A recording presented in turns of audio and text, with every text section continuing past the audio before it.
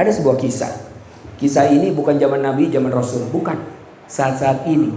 Maksudnya di era zaman kita ini.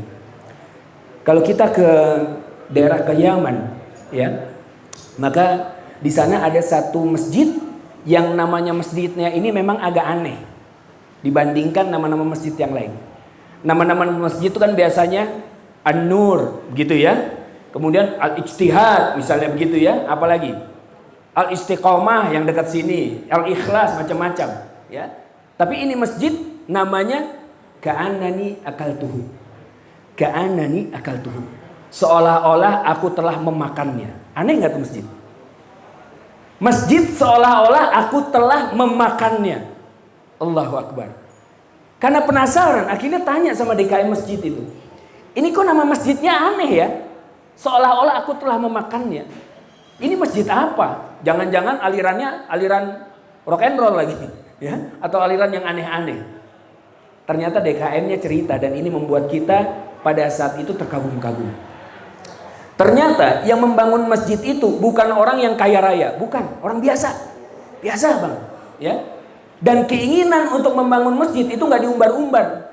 Pada saat kemudian yang namanya ada masjid lagi diresmiin, kita duduk sama-sama terus dalam hati bergumam atau ngomong sama temen, pengen gue punya masjid kayak begini, pengen deh bangun, ya kan? Setiap lihat masjid diresmiin ngomongnya gitu terus, pengen deh, pengen deh, pengen deh. Tapi ini orang di Yaman enggak. Jadi pada saat dia mau bikin masjid, aduh, pengen nih kayaknya punya masjid. Ternyata beliau ini orangnya sukanya pergi-pergi kuliner kemana-mana, kuliner. Pergi kemana makan, pergi kemana makan, pergi kemana makan. Dan ternyata uang jajan untuk makannya sebulan tuh lumayan. Kalau dihitung-hitung. Pada saat itu kemudian dia setiap mau makan, ini lihat ya. Setiap mau makan, dia keluar. Pada saat dia ketemu tukang cendol misalnya kan, karena kita di sini ya. Tukang cendol, wah enak nih cendol nih, pengen. Dia keluarkan, tanya, ini cendol harga berapa? 15.000. Keluarin 15.000. Ditaruh di santong yang satunya. Dia lihat ayam, enak ini ayam bakar. Berapa nih ayam bakar? 50.000. Dikeluarin 50.000, ditaruh di kantongnya. Terus sampai di rumah pulang, dia masukkan yang tadi dia mau makan itu, dimasukin ke dalam celengan. Terus seperti itu, 2 tahun kemudian dia bisa bangun masjid. Maka nama masjidnya seolah-olah aku telah memakannya. Masya Allah.